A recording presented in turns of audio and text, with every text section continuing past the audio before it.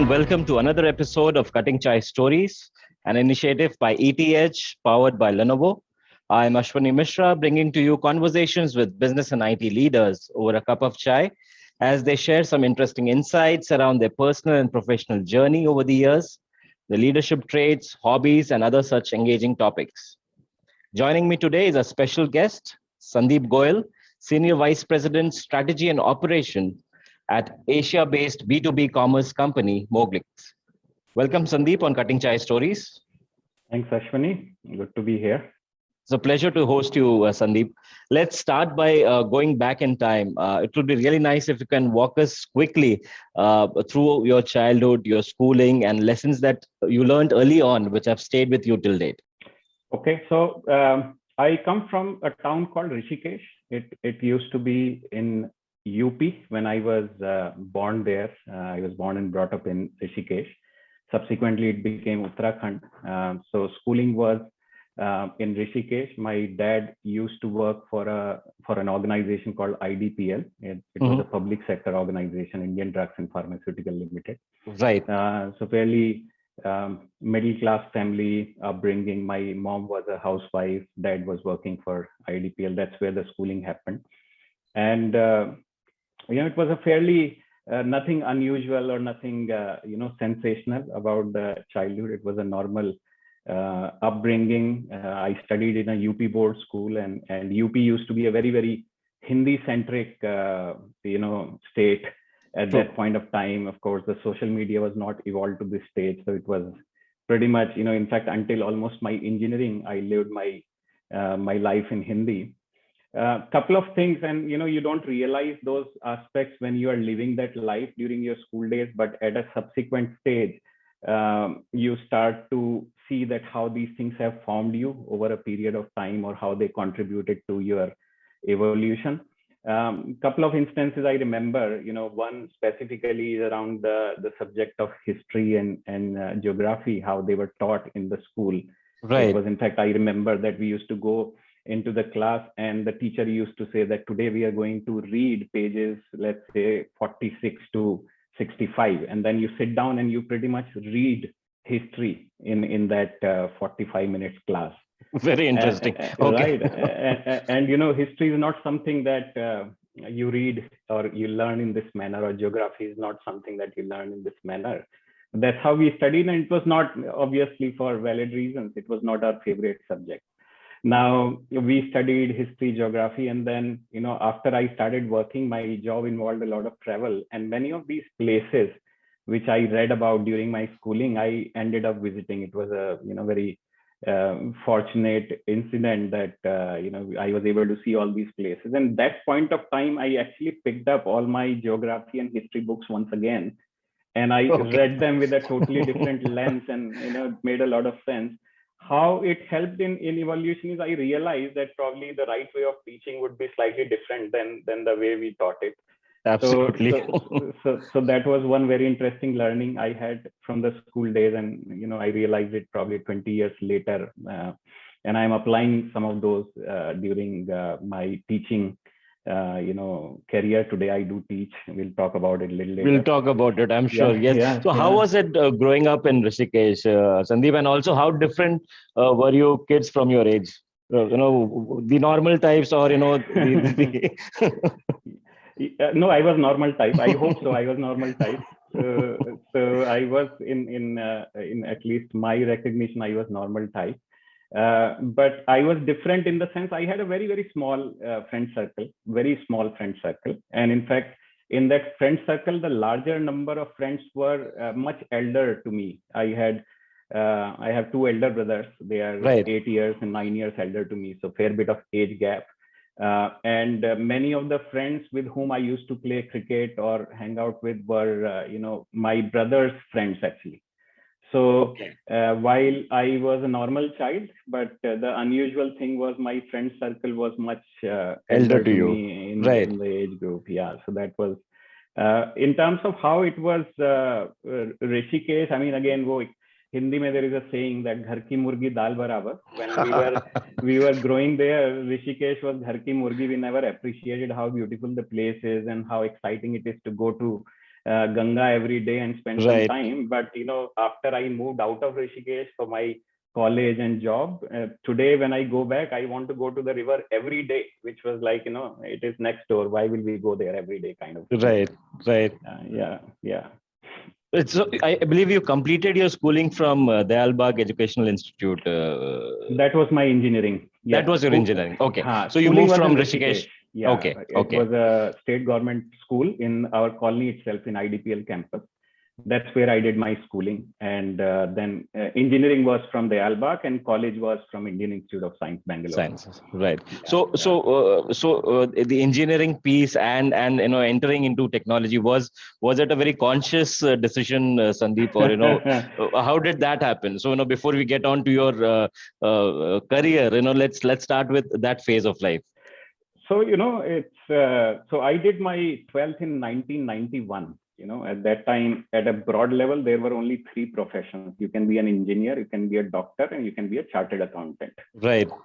So as I said, I have two elder brothers, and both of them actually got through to engineering and medical in the same year. They are 1 year apart, but their selection in engineering and MBBS happened during the same year, and they left the house right at the same point of time. Now, I was the youngest. Again, my dad could afford maximum 2 educations at that point of time. So then the discussion point was that how and what am I going to do? And the initial conclusion was that, okay, 2 of them have gone out and then I should stay with parents and probably do some small business, maybe a shop or something.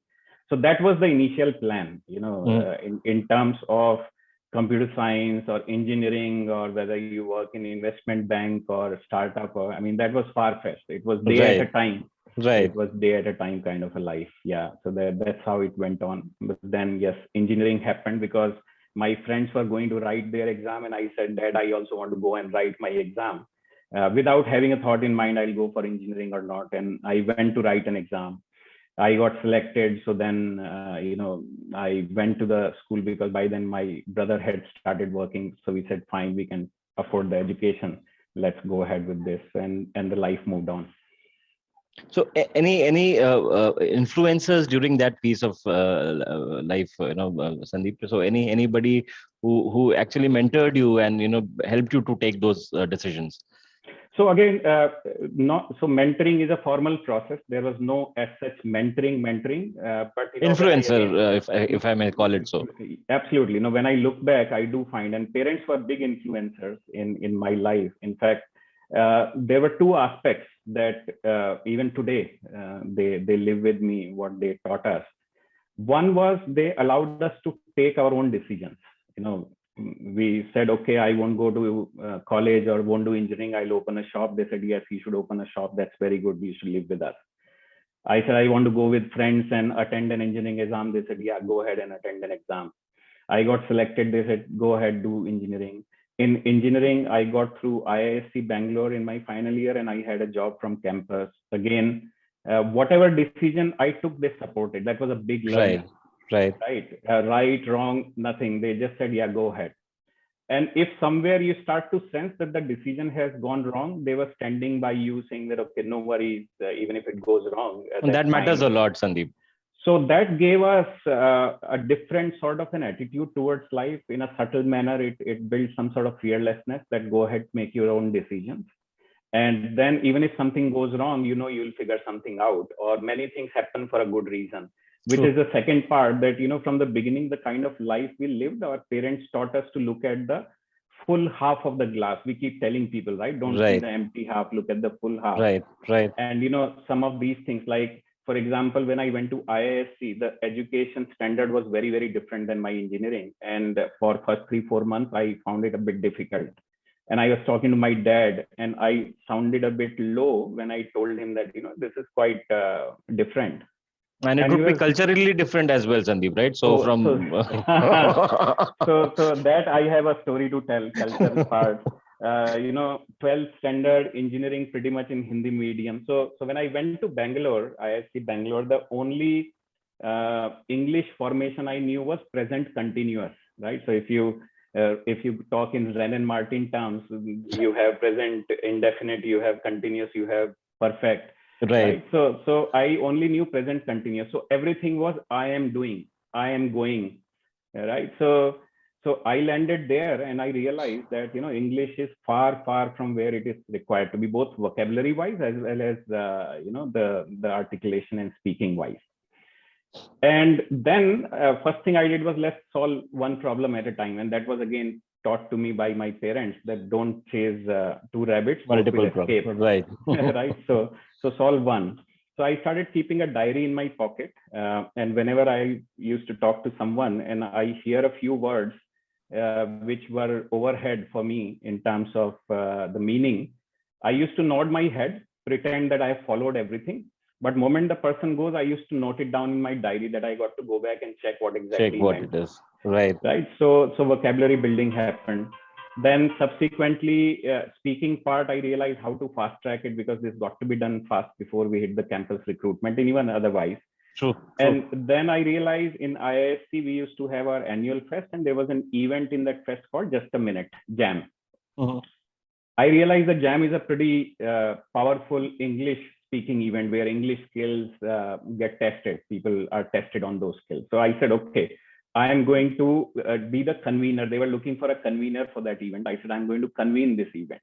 Right. So that sort of puts me in a place with a lot of backward pressure that I have 3 months to get my English right. And I can tell you in those 3 months, I would have read more novels and watched more English movies than I have done in the rest of my life put together today, 47th year running. Oh my goodness. Right. But the result was good. After Right. that, I could convene the event, the kind of confidence it gave me and never looked back. So, at least English got to a level where I can talk in English to anyone or anywhere in the world. So, yeah, so that was a pretty interesting thing which happened. I'm sure it would be a great learning experience and it would have stayed with you for life. It has stayed with me for life. Right. Right.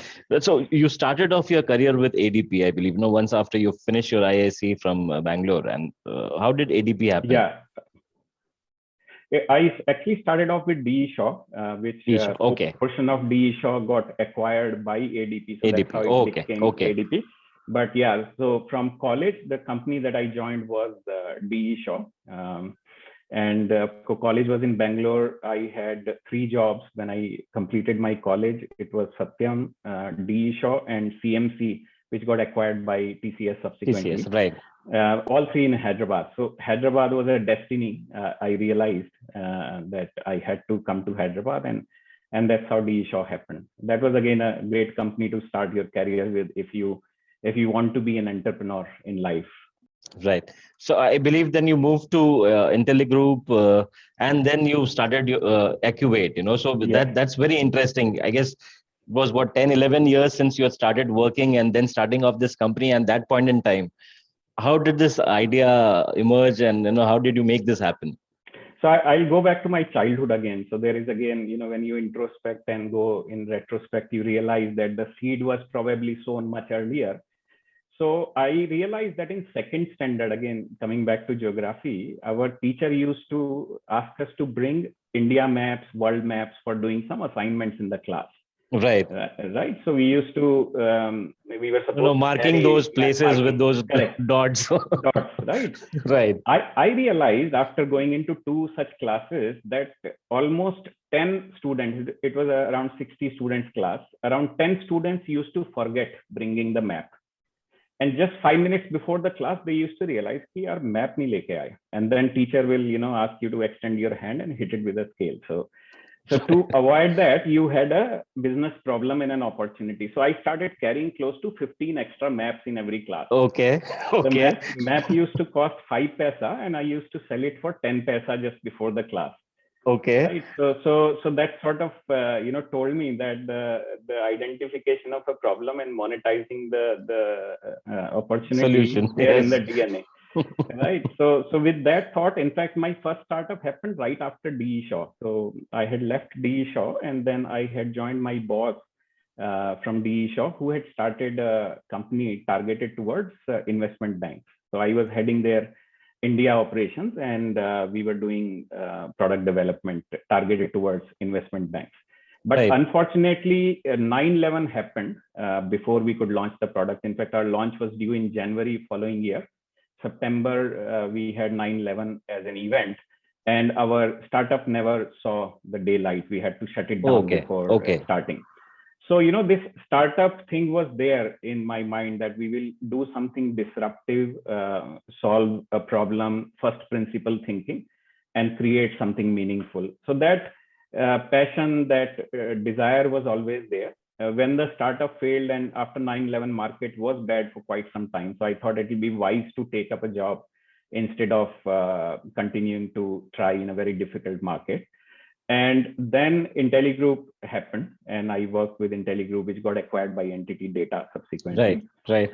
And Intelli again gave me a very, very near entrepreneurship experience where they gave me a BU which was to be started from ground zero, and then create a global business unit out of it. So I spent about 8-9 years, but that desire to make a startup happen was still Always living there. inside me. So, and that's how then Acuvate happened. Interestingly, I again realized, being an engineer, I see patterns in everything. Acuvate happened around 2008, and that was also financial market crisis years. Right. subprime lending. I was about to come to that piece. Yeah. So then I thought, whenever I decide to start, market will go dull. Let's go ahead and start. We'll see what happens. And fortunately, we did quite well in Acuvate. It continues to do quite well. And that's how the journey evolved. Very interesting. So, so what have been some of the most defining moments for you, Sandeep? That in a way have shaped you and made you what you are today. So many, in fact, right from the childhood, if you look at all these small things, how parents taught us to take our own decisions, how they said even if a decision goes wrong, you will always have a half full part of it. So never worry about it. A few other things, and this was taught by my mother, especially on any of the instances you go through. She used to say, "Nahi, nahi, ye to theek ho jayega. Acha hua, ye hua." Anything which is unpleasant, she will always trivialize and say, "No, this is good." She will show you the positive side of it. And somewhere the mind got tuned in that manner. That if something wrong happens, you just have a strong tendency to see the positive side of it. True. That was pretty big.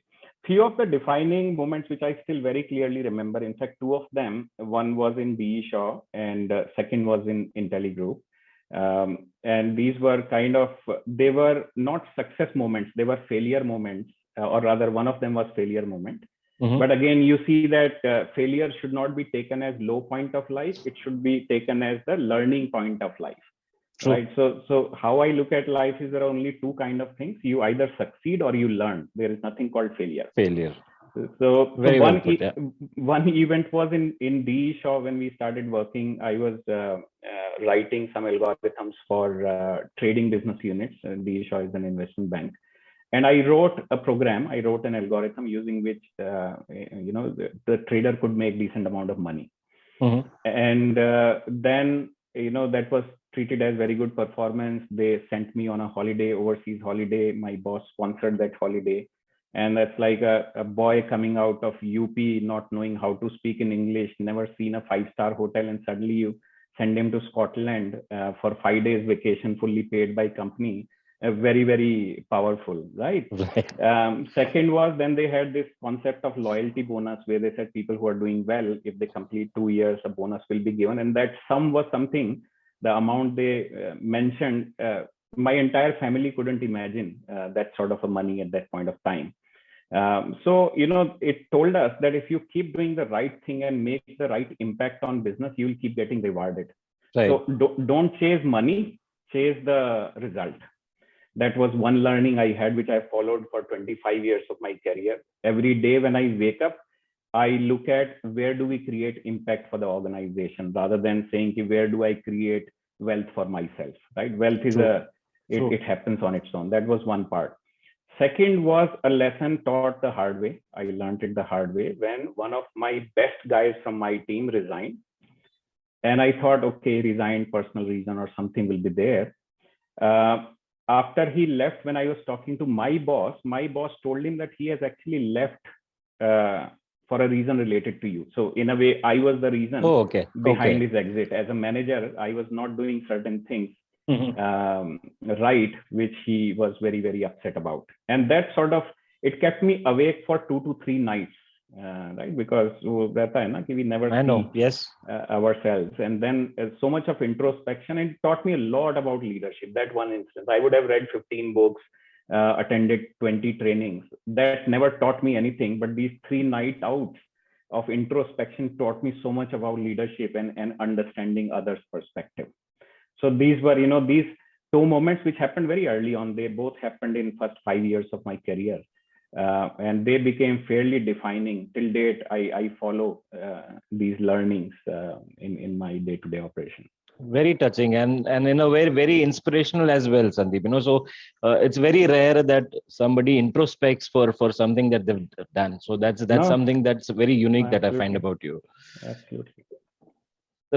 So no, since you have touched on that piece, and after these so many years, how do you lead your team, and what kind of manners, or how do you inspire them? So again, I read a book also around the same time when this incident happened of my team member leaving and I realizing he left because of my behavior. I read a book called 7 Habits of Highly Effective People by Right. Stephen Covey. Yes. Right. Yes. And there is a chapter in that which says that first try to understand and then to be understood. So you should understand other people first and then make an attempt that they understand you. Right. So now if you combine this whole thing, which was taught by my parents and these incidents and this book, if you put it together, first was that let people make their own decisions. Right, let them take their own decisions, support them in those decisions. If something goes wrong, you be on a standby. Of course, there is a boundary to it. I mean, you don't want to become a manager who is supporting failures throughout, but in terms of your approach.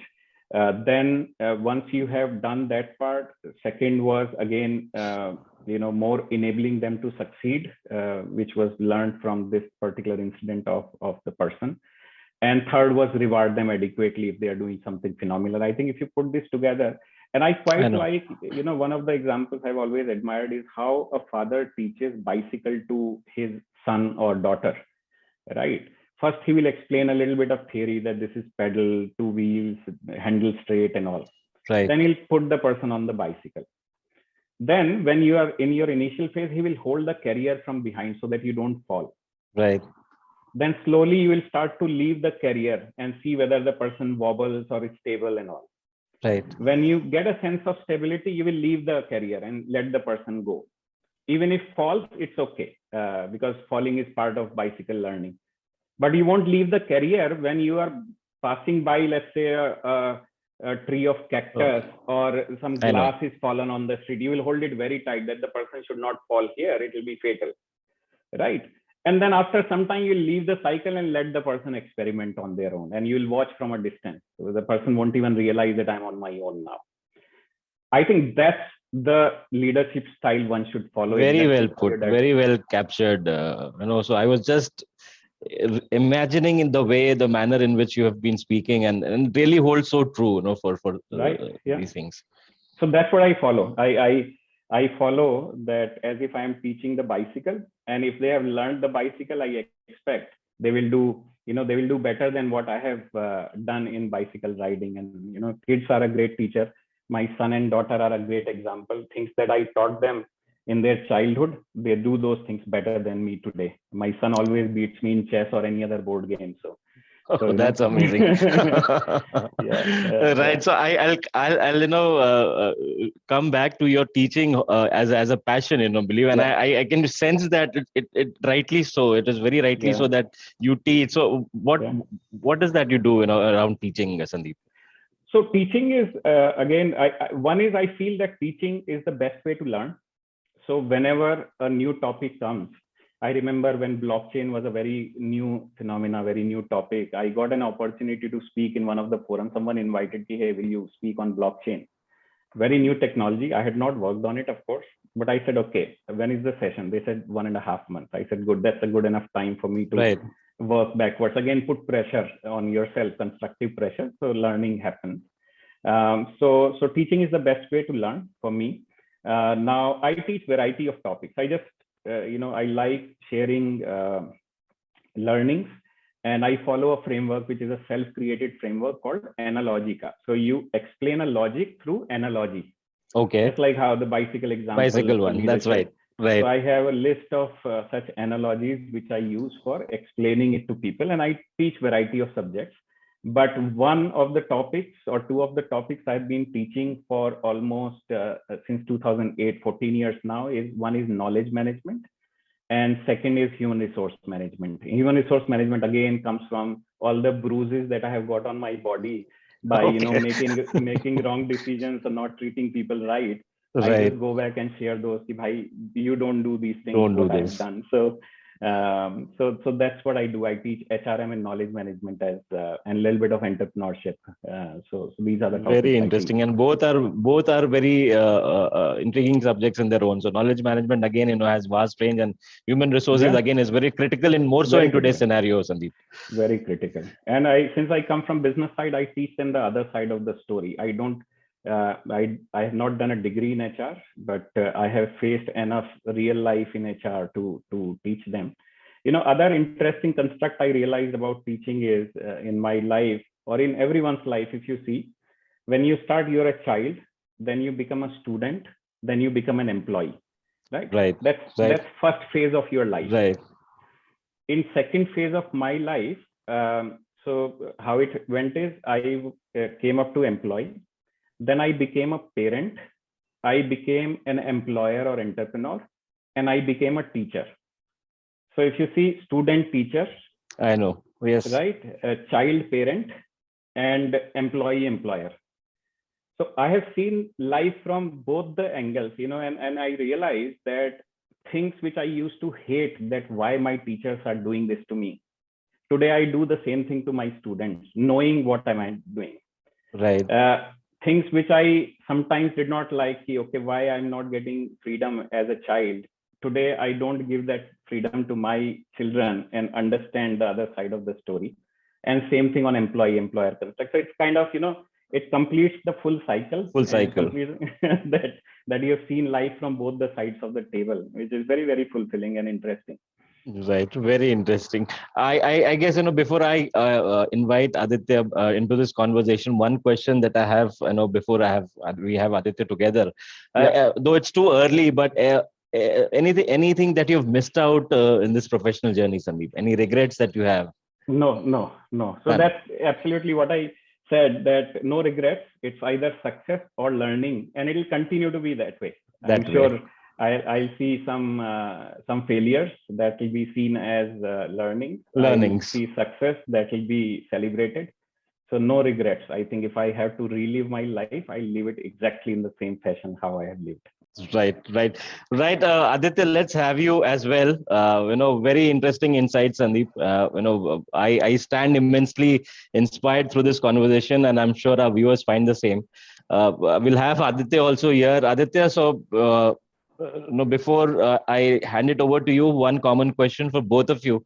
One is, what are some of the key challenges that you see in the present scenario, and how are you trying to overcome them through use of digital technologies or through innovations, and become more resilient and stronger for your business? So anybody, maybe Sandeep, you can just answer that, and then we can have Aditya sharing his thoughts. Yeah, so that's been a big topic for the last 1.5 years, because what we all have experienced, I don't think anyone had ever imagined anything of this sort will happen. While the business that I run today, Moglix, in terms of B2B commerce, our whole theme was that do a offline to online shift, because the world is all going to be about digital, whether it is procurement, whether it is banking or any other facade, right? So while we started with that belief, the real meaning got tested during last 1.5 years, where we realized that it is not just a good to have thing, but it is a necessity for you to have digitally enabled, right? So, yes. So that has just got further reinforced. I would say that you don't know what sort of disruptions may come, and you will have to have options which go beyond boundaries. If you are a manufacturing plant, and you depend upon certain supplies, you will have to have your supply chain set up in a manner that if locally you're disrupted, you have your tentacles to get it from anywhere in the country or even overseas, Right. to keep running. So this was fairly big reinforcement, I would say, on the business side. Other learnings which we have had more on the employee behavior or how the way of working is going to change. And these two waves have been very, very different from that perspective. The first wave, which we had last year, it generated a fear for job. Last year was all about fear for job. Right. People did not know what will happen when the plants will open, how economy gets impacted, and a lot of fear for job. Second wave was about fear for life, because I think after seeing first wave, we all knew that it will be a matter of 2 months, 3 months, and things will come back to normal, probably with more rigor. But it took a lot of lives away. In fact, I lost my mother in That's very second sad. wave. Okay. Yeah. Okay. So these were, some of the defining moments, that fear for life and how people's perspective change. Bringing people back to office may generate different kind of fears, and you have to deal with some of these factors, and that is going to redefine the way the world works. Of course, working from home 100% is ruled out. I don't think that's a practical model. I know. So hybrid is the way to go. Hybrid is the way now. Right. What it is skewed towards and all are things to be figured out. But probably love to hear Aditya's views, because they see this world from a very different lens as well. I know. Yes, Aditya. Yep. So, what Sandeep and in his, unique style, he captured the two waves. It was the fear of jobs followed by the fear of life, right? And I don't think you can capture it more succinctly than that. In terms of challenges, what we see is, we are at a place where we need to solve the challenges we face as well as solve the challenges our customers might face. Correct. So in terms of challenges we faced is similar to most companies have faced, right? Because the moment this pandemic happened, we didn't know what will happen, right? What we did know is that technology is going to be a big way forward, because the moment the pandemic happened, we started seeing a spurt in demand for laptops, desktops, because people had to work from home, right? Right. So where we figured out that technology is going to be a big part of this play.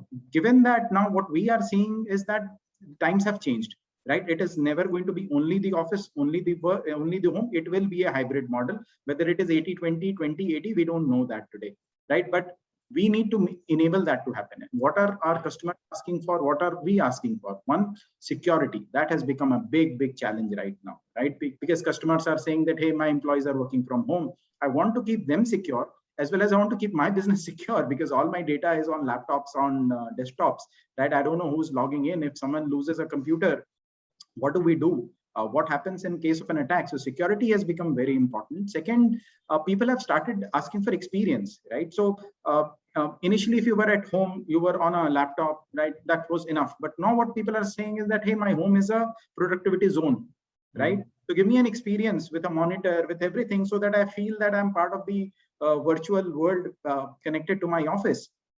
And the third thing is that people are asking for faster, cheaper, and smarter all at the same time, right? We can't say that I'm going to give you something which is bulky or something which is costly. People are asking for all of this at the same time. So we are at a juncture in history which, at least I didn't anticipate we will ever be the kind of pace we have had. And frankly, technology, look at India, the way we have, payments, we have all of that, it has really helped. So technology is going to be the center, and we need to start thinking digitally now, right? It's not about offline moving to online. We need to start thinking online and then do that. It's education, whether it's all of these stuff. Right. I very well put, both Sandeep and Aditya. Times are really uncertain, and the pace at which things have evolved have been very, very drastic that way. Thank you, Sandeep. Thank you, Aditya.